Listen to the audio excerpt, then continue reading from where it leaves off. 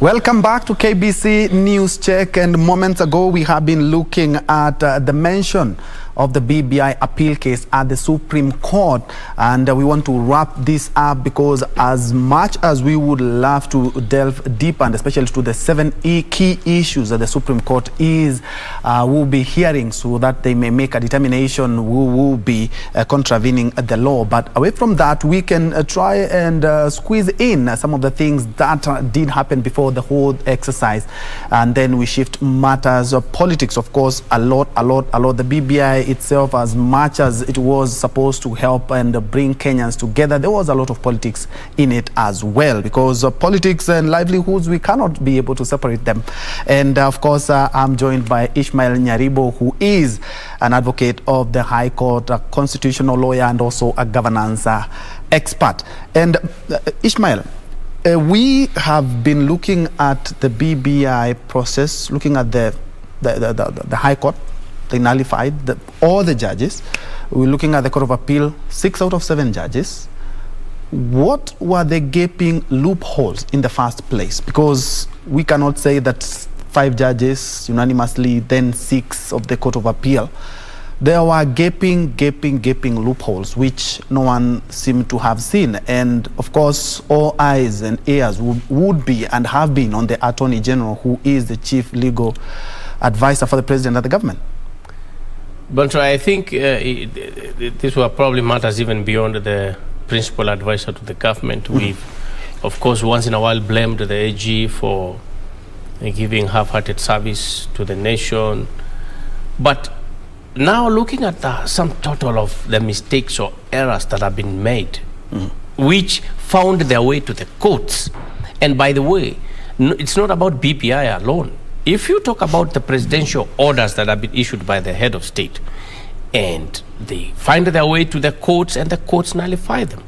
If you look at the position of the CAS, which is the equivalent of assistant minister. Yes. I mean, we don't have assistant ministers in the constitution, but they found a small window to bring in CAS. And again, the High Court nullified their existence. In fact, said their existence was not lawful, it was illegal. So there are so many other errors, you call them gaping, in fact, somebody who call them manhole errors. Yes. Where did these mistakes start from? Ben, if you look at the country, Uhuru Kenyatta did not come to structure the government. He has done a bit of restructuring here and there. But Uhuru Kenyatta structured his government with one William Ruto, who is his principal deputy. I mean, they sat together in 2013. They said, we want to have this number of ministers, and we want them to operate in a certain way. We want this number of principal secretaries. You remember they appointed Rafael Tuju as a minister without a CS, without a portfolio. Yes. I mean, these are the 2 gentlemen who sat together and decided, we want the country to go this direction, and we will give the country this number of CSS. And they did not mention of CAS at that time. Then much later, I think to reward the the 2 leaders, close friends, they also now appointed the CASs who are in office, albeit, as the High Court has said, not lawfully. So we cannot look at the High Court now. The High Court, we look at it from 2013 until going forward.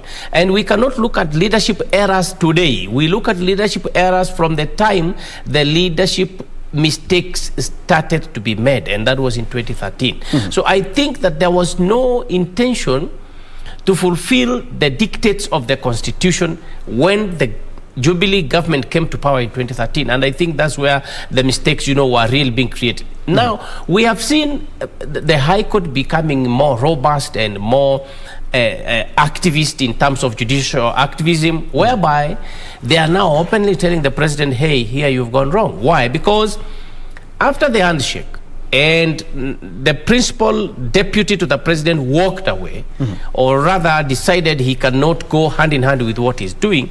I think this is when we started to see now the liberal judiciary, judges are very independent, and now they're coming up with the honest facts and truth about fairness and justice.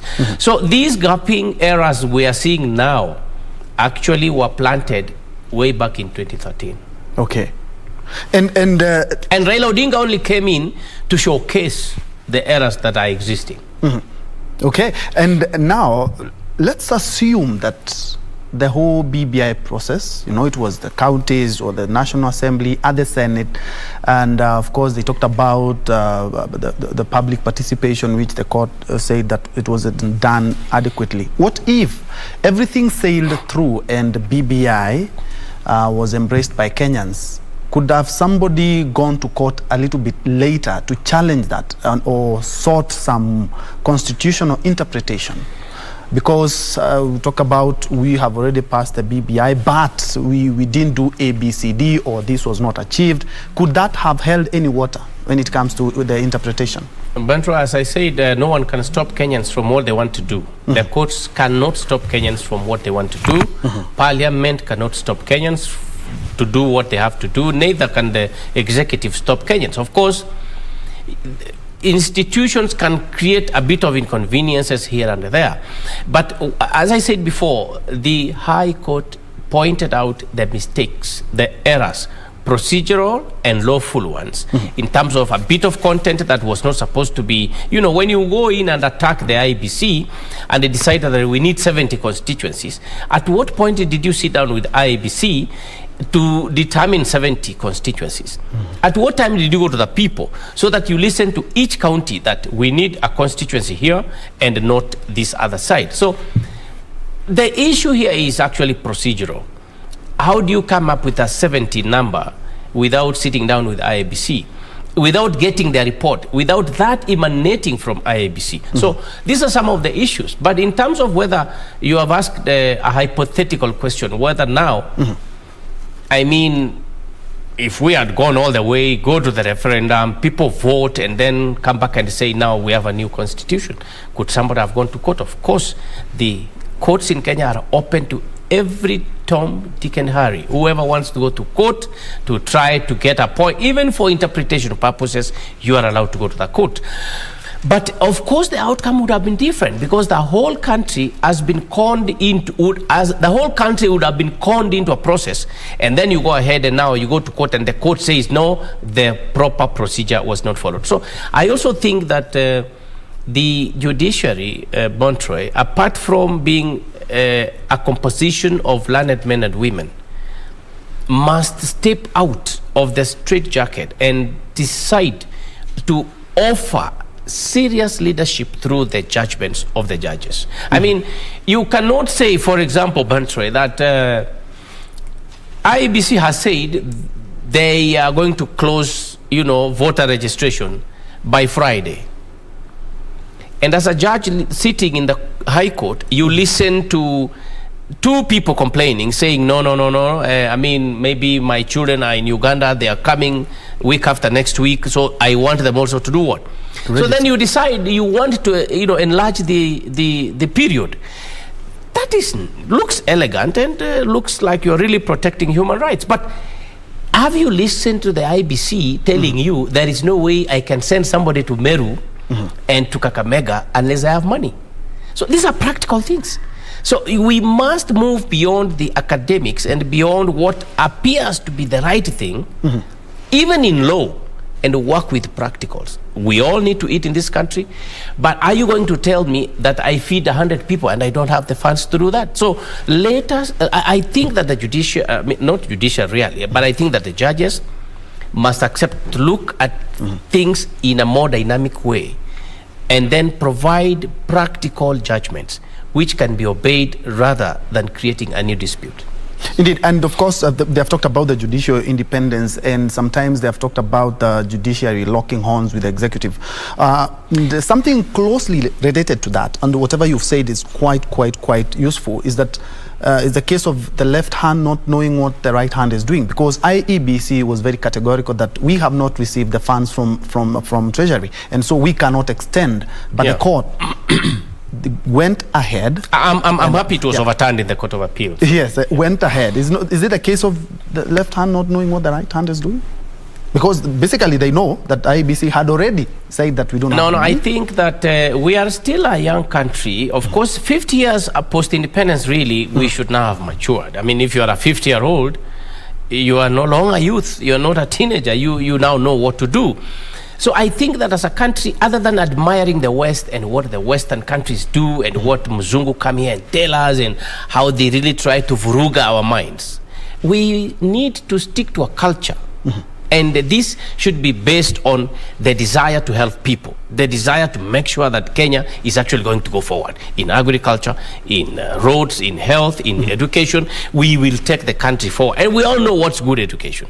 So I think the problem with some people, especially some judges, might have a problem of understanding what is independence. When you talk about every single judge being interviewed to become a judge is asked a question about independence. Independence means, by the way, Bentro, if you talk about independence in the judiciary, to be honest, a judge is free to think the way he wants to think, to use his discretion, to use his powers, to use his knowledge, in whichever way he wants to use it to achieve the ends of fairness and justice. Now, that kind of liberty given to a person who still has issues will use it wrongly. We use it extremely in the opposite. So when we talk about how can we help the country go forward, we should not have this judge saying you cannot give a child of 10 years to the father parent, that child should go to the mother parent. Do we have a firm finding on this? You will actually study the judgments in the High Court and you will realize that now they will start saying each case has its own merit, which is true again. That's a principle in law, and it is used when the judge is making his own findings. My major point here is independence should bring people together into what you heard the judges call collegiate. Collegiate means, it's like comrades. You have a similarity of understanding the law and where you are taking people. So that should finally make people now to understand that as a principle in the High Court in Kenya, a young child will be given to his mother or her mother.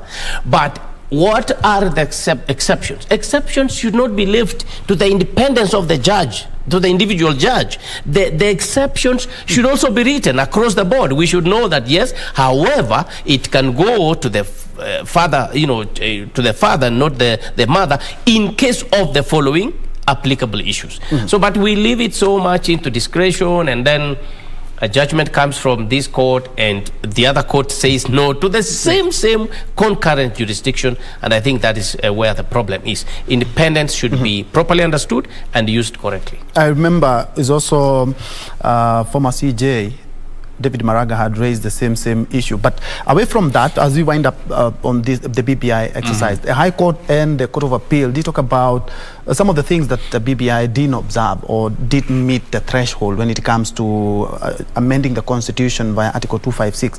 But at the end of the day, there's still Article 257 through the parliamentary system.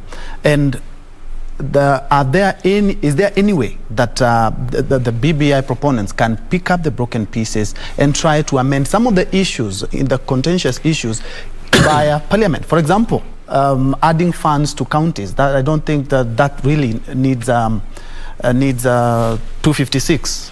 Yeah. For example, also they talked about creating a health commission. Yes. For example, they talked about making sure that the governments pay the suppliers promptly. In fact, there is a piece of legislation that was made. Now, they don't need a referendum, do they? Yeah, they don't need a referendum on that. But you see, that's why also the court observed that they were doing what we call omnibus. They were bundling packing together everything in the same bandwagon and then taking them up and saying, now tick yes or no for all these things. I think, again, the Supreme Court will make its pronouncements on that. But in terms of whether, Parliament can come in and salvage what is the window still open? Yes. I think it is the wisdom of politicians now to focus on the August 2022. And I don't think anybody wants to take their time, except technocrats who may want to say, we want the, apart from elections, there will be life going on. And the people in charge of that largely is not politicians, it will be technocrats. The people in the civil service, the people in the private sector. So if there will be any pieces, I am very sure these pieces will be picked up at 2022. And when you look at the moves the Uhuru Kenyatta and Raila Odinga are making, they probably want to ensure that the halftime reggae is revived, but after the elections. Okay. And probably they are promising each other on what to do after elections. Yes. Yeah, they are burning the midnight oil to ensure that at least those things that require Kenyans for a referendum, they can be done a little bit later. But Probably. As we said, BBI was not just about uniting Kenyans. There were a lot of things that they were looking at, and politics is one of them. And looking at what happened, or what one of the proponents of the BBI, or one of the handshake partners, Raila Odinga, did talk about the day before yesterday, that was on Sunday. He said that, of course, we know he will be vying for the top seat. But he hasn't said it, though. Yes, he hasn't said it, but we he said he will say it on 9th of December. On 9th. And now the Jubilee NDC, talk about the NDC will be held on 30th of this month. Yes. And Raila will make a pronouncement on 9th of October. If you ask me, and I'm not a political analyst, that's quite strategic. And bearing in mind that Jubilee and ODM, they have kind of synergy, for lack of a better word. I think that, let's be fair to them, they have said they want to work together. Yes. The ODM and the Jubilee party, at least the Uhuru Kenyatta wing of Jubilee wants to work with the Raila Odinga ODM. I think we'll wait to see what decisions they will make. There is rumor they want to make it official that they are going to work with the opposition in terms of OKA and ODM and other leaders who are of like mind. That will be done probably at the end of this month when the Jubilee NDC meets.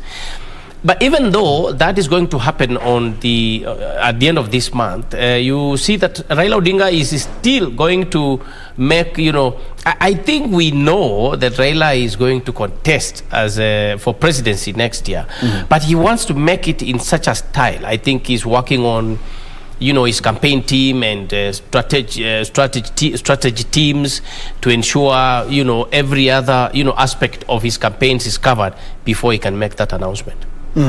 And Jubilee, they talked about the NDC, of course, is supposed to, among others, ratify some of the things that they have been working behind the scenes. And we know very well that rebels is something that will come up during the NDC. And of course, the DP said that Jubilee Party, for now, it's a gone party. I will not be vying via that party. I will be vying via UDA.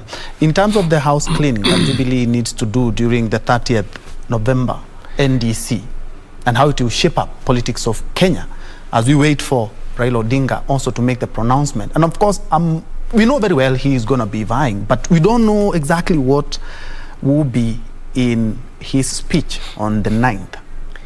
Surprises, surprises.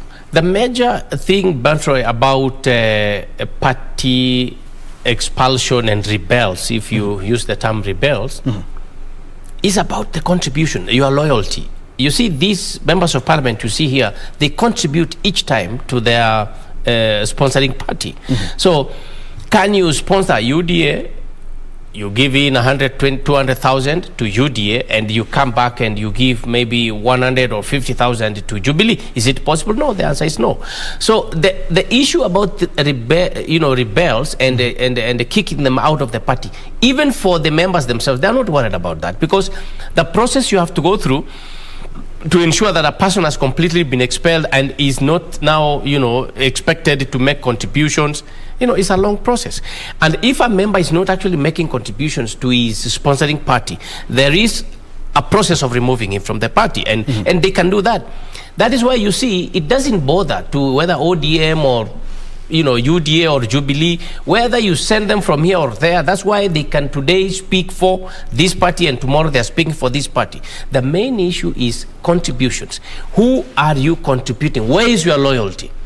So this is the major issue. And as I told you, politicians are now focused on 2022. No one wants to go to court to start fighting that I've been chased from this party. And I am, as long as he's earning money from the exchequer, from the state, I don't think anybody's worried about that. And to process the whole hog of making sure that somebody has been removed from a party will take minimum up to June next year. But in terms of announcing that we have kicked out William Ruto from Jubilee, that you will have a right to say, and it will depend on whether William Ruto wants to walk away or he wants to go to UDA or he wants to remain in Jubilee. So the major issue here is loyalty and the amount of time it takes to really kick out a person from the party.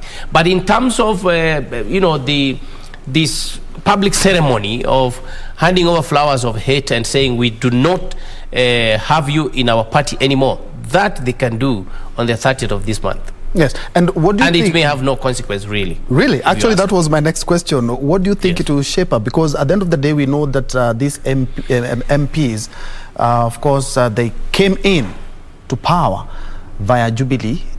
No, they abandoned the party. Now they will be finally kicked out, if they will be.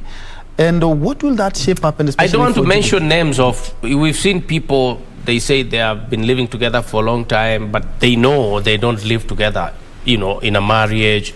Then tomorrow you see them on media, they say, oh, we have parted. I mean, the consequence will be that you have made it public that you do not belong to Jubilee. But which public, when you already have been acting in such a manner that you are actually not in Jubilee? So the same thing, those people in ODM who have gone to UDA camp, the same thing, those who recently left UDA and went to join ODM. It's a question of just saying openly that, okay, now formally for you just to know I am going to UDA. But we know who is in UDA, we know who is in Jubilee, and we know who is in ODM. Like you said, it might have no ripple effect at all. Really, well, yes. Amongst supporters, supporters will now be more agitated and more sure to which person they are going to vote for. In that sense, yes, it will have a ripple effect. There will be a lot of realigning in Mashinani for people to know who they want now to mobilize to be a member. A lot of these people, they don't know they belong probably to Jubilee in Mashinani. So somebody will have to go back there and tell them, now we have declared our intention, we want to know membership. And then now books will be brought out, and then they will see who is not a member and who is a member, like that. But in terms of whether it will have an impact to you and me, Bontroy, we all know that William Ruto is in UDA. Mentioning that he's in Jubilee is actually an insult to any intellectual person's mind. And we know that Raila Odinga is in ODM, and we know that Uhuru Kenyatta is in Jubilee. But in terms of we all know who is in OKA and all that. So the impact will be how it reorganizes the people in Mashinani. But it will do nothing to parties' positions and in terms of their leadership, yes. Yeah. And the BBI itself was going to be a lasting legacy for our two leaders, that is President Uhuru Kenyatta and former Premier Odinga. How would it shape up, if at all, either Raila seizes power or not, if that later happens, would still be a lasting legacy for President Uhuru Kenyatta? Because we know very well, amending the constitution for any country is not something easy. Yeah, it would have actually created such a big window for the president to leave behind a nation that is united. This is for sure. Because President Kenyatta was to sit on this side even after leaving office. He was going to be a person who can give a word or two authoritatively, because we believe he was going to be given accommodation in the new arrangement. Mudavadi was going to be given that arrangement. Kalonzo Musyoka was going to be given a small cake in that government. The same thing for Raila Odinga, and all these people fighting, Gideon Moi and name them. And anybody looking at this thing from afar doesn't understand what is wrong with it.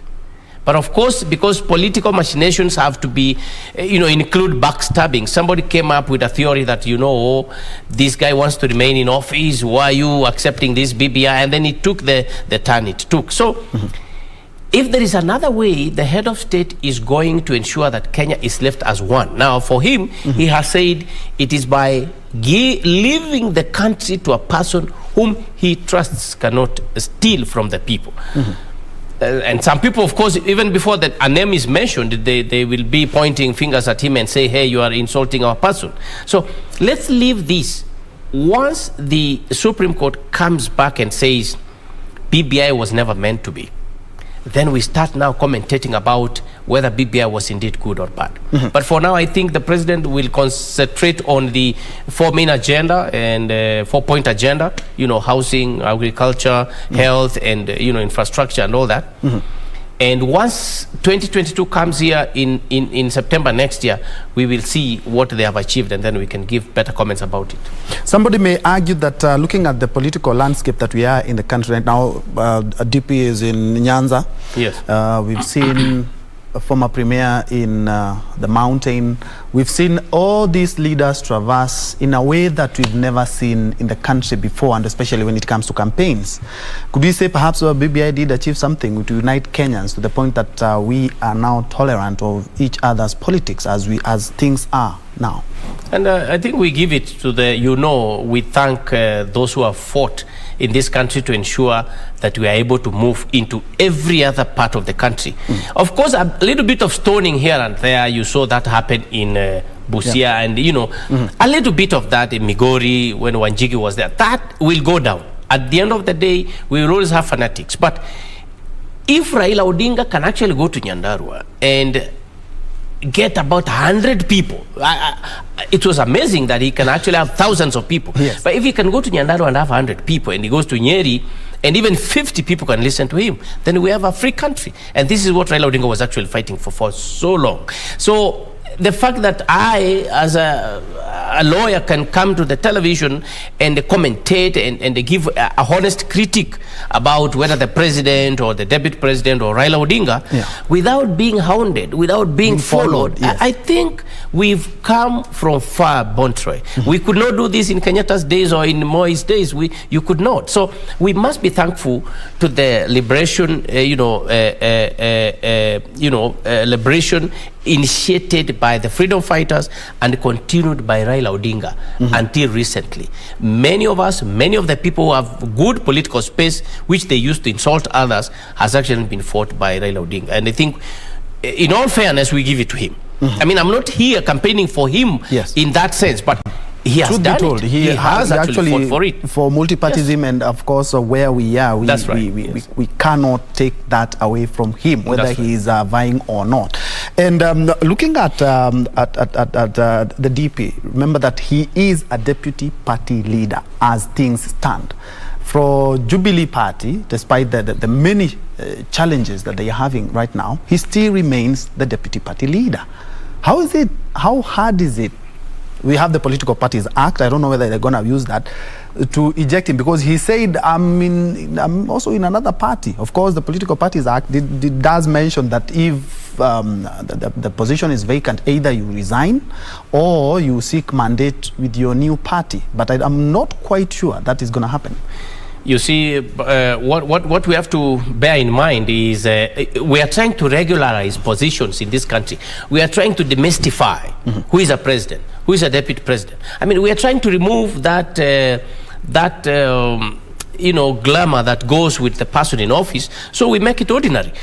If William Ruto is deputy party leader of Jubilee, the constitution of Jubilee has something to say about a rebelling MP or a rebelling party leader. So they have to do what their constitution says. It does not matter how hard or how easy it is. They must do that which the constitution says. If the constitution says he ought to be expelled, so be it. So that we regularize, we don't have power going around people and disrespecting or dismissing or disregarding everybody else. So if the constitution of Jubilee says that if a person is loyal to another party, just like the act says, that's what the Political Parties Act says, a party will be at liberty to kick out a person who has gone away from the norms and policies of his party. And if that's what the constitution of Jubilee says, they should not be so worried about what are the consequences, what will be difficult. I know the question you are not asking, which you are implying, is therefore, will he also be removed from being deputy president? Of course, it's very difficult. Seat, eh? It's quite difficult. It's extremely difficult because the constitution does not allow that. The constitution did not envisage a situation where the principal assistant will be doing things which the principal doesn't like. So again, we go back to the High Court. I mean, the High Court has now proved to be very innovative. The High Court has proved that it can tell the president that if you are unable to, nominate these judges, we can sidestep you and tell the Chief Justice to do it. That is an innovation. It is not there in the Constitution. Powers of nominating the judges finally belong to the JSC, nominates, and the president actually appoints. So how do you give this to the CJ? I would like this kind of innovativeness come and tell the president, look, if the deputy, I am not a judge, but I'm imagining they will be so innovative and say, if the deputy is not assisting you, you can as well do away with him and probably appoint a temporary. There is no such a thing in the Constitution, Ben, but I'm just imagining the judges can actually be innovative. Could that bring problems later because of the court's interpretation? Because looking at they were castigated when they talked about they will let the CJ appoint, and then where does that leave the president? All these constitutional interpretations, could they plunge us in a constitutional crisis? Yes, it is very possible. And that's why we are saying there should be serious care and regard to the status of a nation, to the history. I mean, judges are people who are expected to have read enough history. They understand how other countries have run their business and what happened at the end of the day. So yes, at the end of the day, the Supreme Court will come in. And whatever the Supreme Court comes in to do is to rectify any such mistakes, any such findings, so that we maintain a final outcome as the law of the country. So, and of course, we are a growing nation. Tomorrow we might decide to say, okay, fine. Now, this law in the Constitution that was giving us problem, we will amend it. So that we have a fully settled understanding of principles that go into making a constitution. So we should give ourselves a part, in the back. No, we should not feel that even these conflicting judgments and all that, it's part of growth. At the end of the day, we will now come to sit together when there is no animosity, when people are not fighting, and they will say, okay, now, and at that time we said no to the BBI, but I think you had a point. Now let us go this way and make sure we amend our constitution accordingly. So we are a growing nation, and we should not really be frustrated by our own growth. We should watch this space and support. Anyway, back to politics. Looking at the vice president, well, on the DP, the vice president position that we've had since independence, which a lot of people have talked about having the vice president curse, where we find that hardly does somebody become a vice president and then become a president. But looking at the dynamics of politics as we are today, Raila Odinga is supposed to talk about his ambition for the country. He hasn't talked about anything about his running mate. The DP, as much as he's doing all the campaigns, he is not talking about, because all people are watching this space. Of course, OCA will have to give them quite some time, because they have to pick a presidential candidate first before seeking a running mate. How do you think that will shape up the politics of the day? I think that Central Kenya is still it's a thorn in the flesh, not in the negative sense, but a thorn in the sense that everybody looking to a contest next year must look at Central Kenya, as the option for the deputy president. There are two reasons for this. One is the numbers. Two, they have not anointed anyone to contest as president. And you've seen, many people mentioning Martha Karua as one such a possible candidate for to pair with Raila Odinga. You've seen other people saying, no, this is Peter Kenneth. You've seen other names also coming up. Honorable Kabogo is from Kiambu. Jimmy Wanjigi is trying to stir the waters as well. So I think that what you have said about the, deputy presidents, really, they should be principal assistants. It must be somebody who is not so hungry as to work behind your back. Let me tell you. And that is what has been happening since independence. We've seen that. Yes. Let me tell you, and this is like family. A wife at home is not in any way inferior to the husband. Never, ever. But the issue is, she has to be such a person who is willing to help such that there is no fight in the house every day. That is the issue.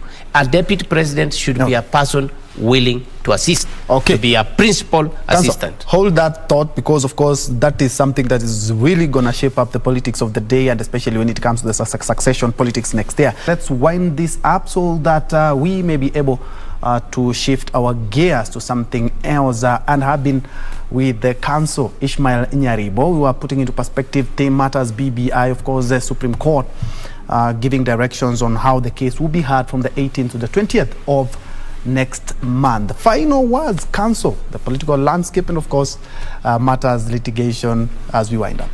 Yeah, I think, Bentra, as I said, we are a growing nation. Yes, we should have done better, but we are headed towards that direction, and I think Kenyans should be people of hope, people who are focused and looking forward to achieving their dreams and aspirations. Thank you so much. Thank you so much, council. That is Ishmael Nyaribo, a constitutional lawyer and of course governance experts, and we have also touched on matters of politics, because at the end of the day each and everything goes hand in hand as we look forward to the 2022 succession politics. My name is Njue, and Lensa Odingo has been our sign language interpreter for this show. Thank you so much for watching. I'm now giving the baton to Timothy Kipnusu with Kurunzi Mashinani and Tamrini. Thank you so much for watching.